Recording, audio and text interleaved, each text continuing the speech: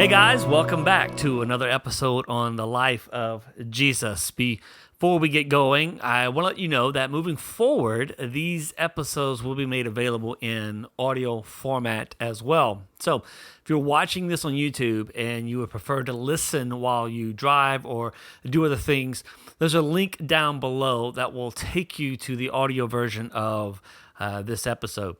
But if you happen to be listening to the audio version and you would prefer to actually sit down and watch a video, these videos are made available on our website. You just go to northpoint with an E, POINTECOFC.org, and you can also find them there and on YouTube as well. Just search Life of Jesus, North Point with an E, and it should come up in your feed. And of course, there are some trade-offs for each. The videos do provide scripture references and terms and other graphics that help illustrate certain points, but you have to find the time to sit down and actually watch the videos, whereas you can just listen to the audio version while doing other things, but you'll not see the references, terms, and the illustrations that are provided, so you'll just hear about them.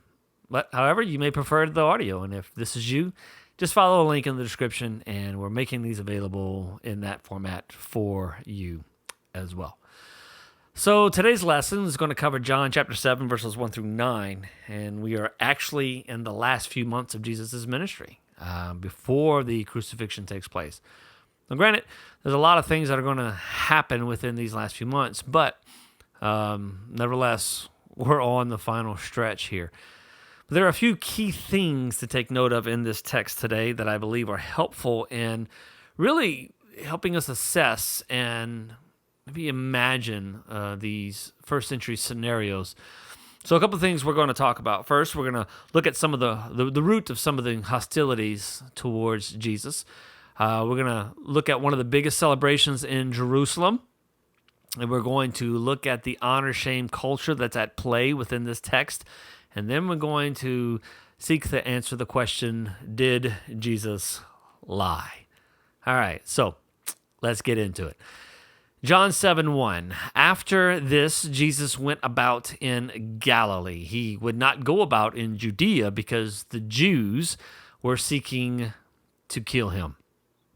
First off, the Greek word translated Jews here is the same Greek word translated Judea in this verse. See, our English term Jew is a shortened version of Judean, and so most of the time when you see the word Jew, it's actually referring to Judeans. And this is significant because, especially in John's Gospel, there is this clear distinction being made between those in Galilee, or the Galileans, and those in Judea, or the Judeans. And it's significant to point out because where you were from carried with it baggage and even social status. And so, say for instance, you were from the Judean region, the region of the capital. You were associated with power. You were associated with privilege, status, and wealth. It's a higher social class, if you will. And then those outside this region were, well, let's just say they were looked down upon. And even during this time, Galilee was considered among the poorest regions. I mean, we're talking bottom of the barrel. And Galileans were looked upon as backward, unsophisticated people, if you will. But now it's important to note that this doesn't necessarily reflect the reality as much as the attitude towards the Galileans, or the perception of the Judeans towards the Galileans. And so, because when you look at Galilee and the resources we have, it does seem that the region had its share of wealth and commerce, and there was a large population, but it wasn't Judea. See, it wasn't the region that held the capital and the temple. It wasn't considered the center of Jewish life, and therefore it was subject to bias from those within Judea. And if you also remember that earlier in Jesus' ministry, like in John 4, Jesus left Judea pretty early because he was attracting lots of unwanted attention. So the Pharisees had heard that more and more people were becoming disciples of Jesus, and so much so that his numbers were surpassing that of John the Baptizer. And John was a big deal. I mean, he had a massive following, and his following was was large enough to influence Jewish leaders and even Herod to be cautious about how they responded and treated John. And now Jesus is starting to gain traction among the people, and it's drawn the attention of the Judean elite. So Jesus leaves the area. And most of Jesus' ministry seemed to happen in Galilee. Right? He had made Capernaum his home, and he traveled extensively around that region, even beyond its outer borders into the Gentile territory. We do see him dip in and out of Judea on various occasions, but the reason for not spending as much time in Judea seems to have to do with the hostility towards him from the leadership. And if you remember, there were even times when Pharisees and scribes came to Jesus from Jerusalem. Okay, I mean they're sending people from the cultural epicenter of Judean or Israel or the Jewish life. And in order to do that, think about it. Like, you have to be stirring up something if you attract the attention of the Judean elite, and it causes them to send some of their own out to check in on you, see what you're doing, test you. And Jesus didn't seem to be interested in wrestling with this group as much, but when he did, it wasn't pretty. I mean, John gives us some insight into some of the occasions where Jesus went head to head with them, like in John 5:1, where it says, because Jesus was doing these things on the Sabbath, the Jewish, again, remember, think Judean, leadership began to persecute him.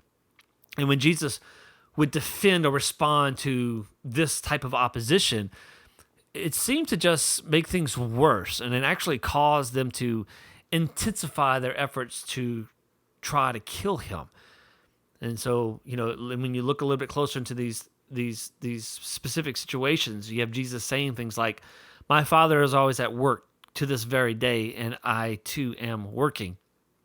Now, when they would hear things like this, it would send them into an uproar, because they would hear Jesus calling God his own Father, making himself equal with God. And that's how they interpreted this. And Jesus even called them out on their approach to Scripture at times by saying things like, "You study the Scriptures diligently because you think that in them you have eternal life. And these are the very Scriptures that testify about me, yet you refuse to come to me to have life." And then Jesus told them that God's word is not in them, that they have never heard from God, and that Moses stands as their accuser because their hope was set on Moses, and it was Moses who wrote about Jesus. But they didn't believe what Moses wrote, so how could they believe what Jesus said? Now, when you take all of this into consideration, you can imagine how this made the leadership feel, and even what their response would be, and all of this contributed to why Jesus didn't spend a whole lot of time in Judea. And so the conflict that we see here was between Jesus and the Judeans, specifically the leadership. And so think power, think social status, think political religious elite, or Judean authorities, if you will. So maybe think about it this way. Jesus was this man from Galilee. He was from a little town known as Nazareth. So right from the start, the social structure was set against him. Like, no way was he going to be able to come into Jerusalem and have free reign. So put it this way, in John 19:19, when Pilate wrote an inscription that he put on the cross, it said, "Jesus the Nazarene, the King of the Jews." The Jewish elite, when they saw this, when they read this, the impression that it made, it was more like Jesus the Galilean, the King of the Judeans. And this would have been like an insult to them. So, and that's why you see them respond the way they do when Pilate does this. So hopefully this helps you in understanding some of the interactions and the reactions in the Gospels, right? Especially in John, but oftentimes there are these distinctions between locations or regions. You have Judea, you have Samaria, and you have Galilee, and then there's a couple other regions or areas that are mentioned. But specifically, there's those three are the major distinctions that are made throughout the Gospels. And to be from Judea was, well, that's the place to be. Okay, you were a Jew of Jews. You were a true Jew, if you will. Being outside of that, well, it just gets worse and worse depending upon the location and where you are. And so oftentimes these distinctions are the ones, it's these distinctions that are being made in the gospel accounts.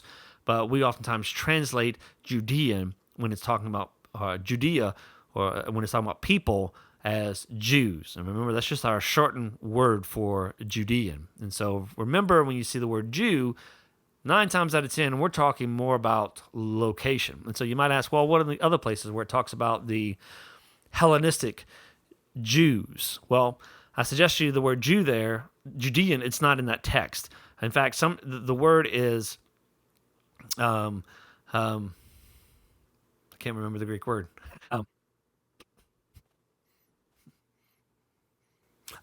The word is Grecian. The word is Grecian. And in some of our translations, we translated Hellenistic Jews to explain what the word Grecian means, okay? And so that being said, most of the time when you see the word Jew or Jews in the gospel accounts, we're talking about people from Judea, and probably speaking, especially when you look into context, we're talking about authorities and leadership, the elite.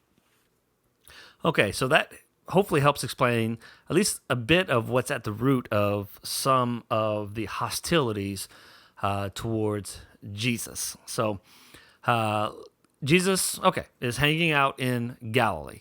Verse 2, now the Jews' feast of booths was at hand. And here's where we get to one of the biggest celebrations in Jerusalem. So what in the world is the Feast of Booths? Well, think Feast of Tabernacles or tents. And it was held in, I think, late September, early October, somewhere, and lasted for about 7 or 8 days. It seems the purpose was maybe twofold. It was a harvest festival, but at the same time, it commemorated the time that their ancestors lived in tents in the wilderness. And so at the time of the harvest, and you think about all this abundance and prosperity, they would spend a week living in booths or tents, which would remind them of the time spent in the wilderness. And so they would be rejoicing in their prosperity, and at the same time, not forgetting where they came from and how they were blessed by the hand of God. Now, I would imagine that as they recalled their history, it would make that harvest, that prosperity taste maybe even sweeter, right? It could make them even more thankful for where they are and what they have. So it was designed to remind them where they had been, what God had brought them through, and how they had prospered at his hand. And it was evidently a huge celebration with tents erected in the streets, on rooftops, and in other places throughout the city of Jerusalem. And so it's a huge celebration. And that's what's going on during this time. Jesus is hanging out in Galilee, not in Judea, but in Judea, there's this massive celebration, right? And then verse 3. So his brothers said to him, leave here and go to Judea, that your disciples also may see the works you are doing. For no one works in secret if he seeks to be known openly. If you do these things, show yourself to the world. For not even his brothers believed in him. So there are a couple of things going on here. First, when they say that your disciples also may see. When they say that, think specifically, they're talking about the disciples in Judea. Okay?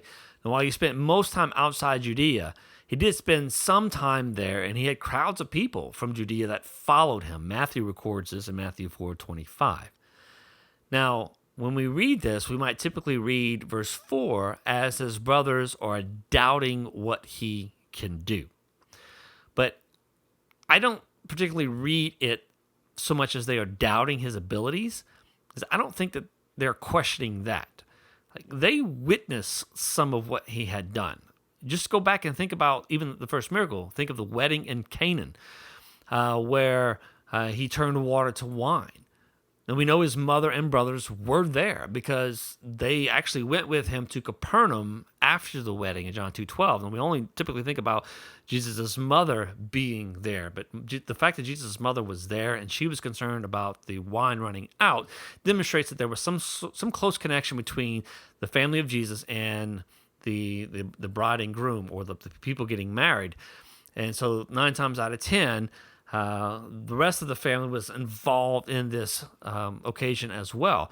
But then nothing specifically is said until verse 12, where it tells us that after the wedding, both Jesus' mother and his brothers go with him to Capernaum. Okay, so they were there at that wedding, and they are aware of at least some of what he has done. They might be confused, maybe even by some of his behavior, but no doubt they have witnessed at least some things. And then when you go on into what the brothers tell Jesus, and they say, if you do these things, show yourself to the world. Now, in light of the way that I'm approaching this, I read this as a statement and not a question or any reference to doubt. So when they say this, they're making a proclamation. Well, look, listen, if you're going to do these things, show yourself to the world. And then there is this statement that John adds, for not even his brothers believed in him. So the word for, when you see that word there, think of what's about to follow as an explanation. An explanation is being given. This is the reason or the cause for something. And so he says, for not even his brothers believed in him. And so this statement is supposed to give you the cause or the reason behind something that was previously stated. And then he says, not even his brothers believed in him.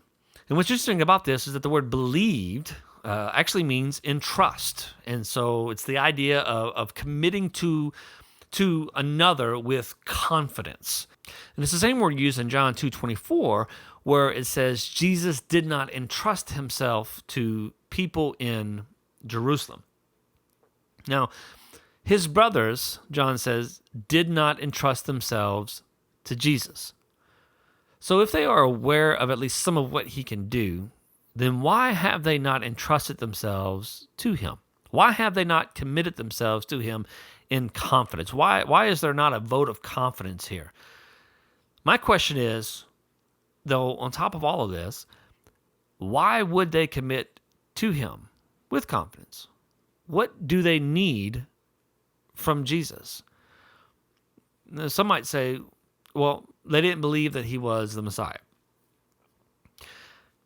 But I don't think that that's at play here at all. Jesus didn't go around spreading the word that he was the Messiah. Now, he did have a conversation with his apostles about it, his inner circle in Matthew 16, but it wasn't something that he went around saying, right? And sure, people might have had thought about it, and we know they did, but people thought lots of things about who Jesus was, and the possibility of him being the Messiah was definitely a part of it. And it's very plausible to consider the fact that his family was aware of what people were saying and what they thought about Jesus, maybe various ideas of who Jesus was.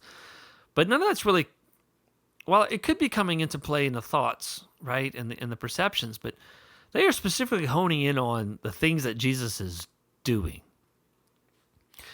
And I think there's something else going on here. And to understand what's going on here, we have to remember that these are people who operate in the honor-shame world. And I think that's what's at play in this text. You see, in this culture, reputation is everything, and one's honor is largely determined by public opinion. While you would do everything you could to hide any information that might ruin your reputation, your honor, you wouldn't want to keep secret those things that could increase your reputation, that could increase your honor. And the brothers aren't denying what Jesus can do. They want to exploit what he can do. They want Jesus to take it to Judea. Now, that's significant because remember, Judea represented prestige and honor, and Jerusalem was a central hub for the Israelites. So they see an opportunity. And since honor is largely determined by public opinion, they say, leave here and go to Judea, that your disciples also may see the works you are doing. For no one works in secret if he seeks to be known openly. If you do these things, show yourself to the world. You see, in this culture, they couldn't conceive of why Jesus would want to conceal what he can do. Why wouldn't you demonstrate what you could do and increase your honor, your social status? And furthermore, your honor or reputation was directly connected to your family or your in-group. And they want Jesus to do this because not only would it increase his honor, it would increase their honor as well. See, they have something to gain from this. And then, after saying that, John adds, for here is the reason they are asking this of him. This is why they are saying this. They had not entrusted themselves to him. They had not given him a vote of confidence. They had not committed themselves to him in confidence. Now, why had they not given him a vote of confidence? Because he was keeping much of what he did as a secret, at least from their perspective. He wasn't utilizing this to his advantage to increase the reputation and the honor of himself and his family. They say this, and we know that this is what they're talking about because they say, for no one works in secret if he seeks to be known openly. And from their perspective, they had not benefited from what he had been doing. In fact, I think it was because Jesus was doing things in the way that he was doing them, that is why his brothers did not feel this kind of loyalty to Jesus. They probably didn't think Jesus was demonstrating loyalty to them. They were probably confused about what they were seeing him do and how they were seeing him do it, and like what the outcomes were, how he was responding to things. And this is how family worked within an honor-shame context. From their perspective, here's an opportunity for Jesus to demonstrate his loyalty to them within their cultural context. And to demonstrate what he could do would thereby not just gain him honor and prestige among the elite within their culture, but as a result, adding to their family's honor. And so his brothers, they see an opportunity and are presenting him with a challenge. And this challenge is coming from the place where they themselves have not yet entrusted him. And this challenge is being presented in hopes that this will stir him on to seizing the moment. See, this could change everything for them. And if Jesus does this, they might then entrust themselves to him. And as family, then truly they would be a part of his inner circle or the in-group, at least as they see it. But there are a couple of problems with this, because Jesus has already established a surrogate family of sorts, and that might actually be part of the problem that his brothers have with him.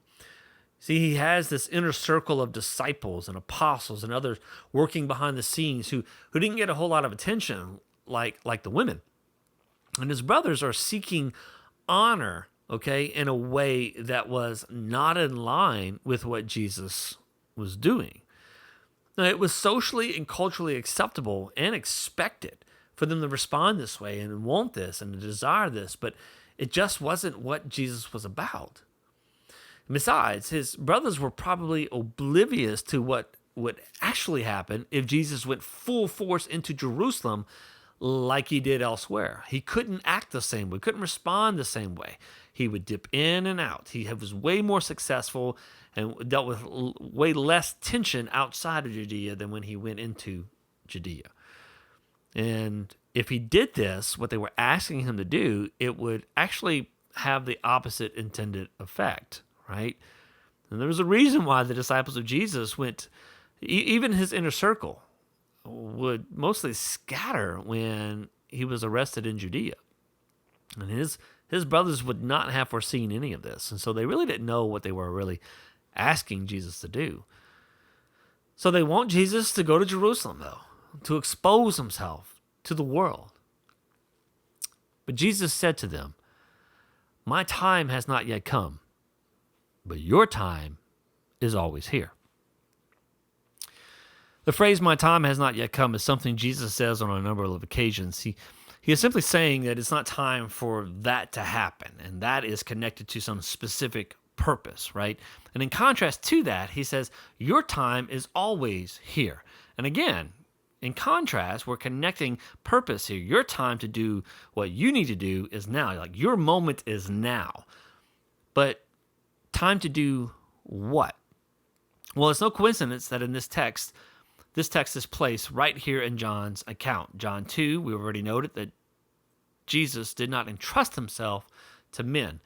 And then he says in John 7 here, not even his brothers believed or entrusted themselves to him. But previously in John 6, in the previous chapter, others had asked a very similar question. This question, what's this moment for? Moment to do what? And Jesus responded by saying that you believe or entrust in him in whom he, that is God, has sent. And so this is, I believe, what Jesus is saying. This is what your moment is for, to recognize what is happening, what's going on, to be in this moment and embrace it for all that it is. And then he goes on to say in verse 7, the world cannot. The word cannot here presents the idea of an inherent impossibility. And so it's a compound word that means to be able to and have power, and then the word no. So cannot. He says the world cannot hate. The word hate here is the word that means detest, to pursue with hate. The world cannot hate you, okay? But it hates me because I testify about it, that its works are evil, and therefore it resents the exposure. That's the picture here. Now with this verse, Jesus does a few things. First, when he says the world cannot hate you, that statement points to what we talked about earlier, this honor-shame culture and the honor or reputation that they were so concerned about. So your honor was largely determined by public opinion. And why could the world not hate them? Well, there is nothing that they are doing that, according to public opinion, would reflect bad on the public. See, they are so concerned about the public's opinion of themselves, their honor, that they function right in step with what is expected, what the world wants. And they're not going to do anything that will turn the public against them. They are not going to expose anything about the world that is shameful. But this is exactly what Jesus has been and will continue to do. See, how many times has he encountered the authorities, and by his actions and words, he put them to shame? They could not say anything. They would begin to conspire to do away with him, to kill him. They would even get together with their own enemies to try and figure out ways to get rid of Jesus. This is their response to the shame that they're feeling. Now, shaming powerful people like this doesn't go unnoticed or unfelt. See, they're going to do something about it. And so with this statement, Jesus is not only pointing to the honor and shame culture, he's also pointing to how Jerusalem will respond to him. Something I doubt that these brothers would know or foresee. And so he says in verse 8, you go up to the feast. I'm not going up to the feast, for my time has not yet fully come. And after saying this, he remained in Galilee. But then John adds, after his brothers had gone up to the feast, then he also went up, not publicly, but in private. So Jesus tells them that he is not going, and then he goes. Like, when you read this, it sounds kind of fishy, right? This sounds fishy to us. Like, we might even say sounds deceitful, like he lied. But then we think about the fact that this is Jesus, and so there has to be an explanation for this, right? And we might conclude that Jesus was saying he wasn't going to go in that moment, but he didn't mean that he wasn't going to be going at all. But you could still argue that there was maybe some deceit there. In fact, if you were Jesus' brothers and he told you this, and then you found out that he went, you would feel like either he deceived you or he changed his mind. Just imagine if someone did this to you and how you would respond, right? This is how we normally interpret this text. But the problem as I see it is that any conclusion we come to that is based on our 21st century perspectives will probably miss something in this first century context. And when we approach a text like this, our goal here seems to become to figure out a way to show how Jesus is not lying. And when we think about what a lie is, well, even how we define that is based largely on the 21st century perspective. But what if I told you there is a way to look at this text that is more in line with, say, first century thinking and gives us a plausible explanation of what is going on here? So remember the fact that his brothers have not entrusted themselves to him, which means that as family, that they are not a part of his inner circle. And as those who are not a part of Jesus' inner circle, Jesus would not have revealed inner circle information. You see, in this culture, to do so would have been a dishonorable thing because it would have been thought that they have no right to this information. Now, you might still argue that it still sounds like a lie. Well, maybe to our 21st century ears, but in that culture, to lie was to deny the truth to one who has a right to it. And these brothers were not those who would have been seen as having a right to this information. And John clearly states their position by saying that they had not entrusted themselves to Jesus. So there was no loyalty to him. They had no right to inner circle information. So to the first century ear, this would not have been interpreted as a lie. And I think that this is a plausible way of looking at what's going on here. And it still might make you a bit uneasy or not sit well with you, but what we see here is in line with the social context of that time. And again, plausible and in line with social thinking of the time. So then, Jesus does indeed go to Jerusalem privately. But he doesn't go alone. It seems he actually goes with some disciples, and some interesting things happen along the way. But that's what we're going to cover on the next episode of The Life of Jesus. Thanks for joining me. Grace and peace, and I'll talk to you soon.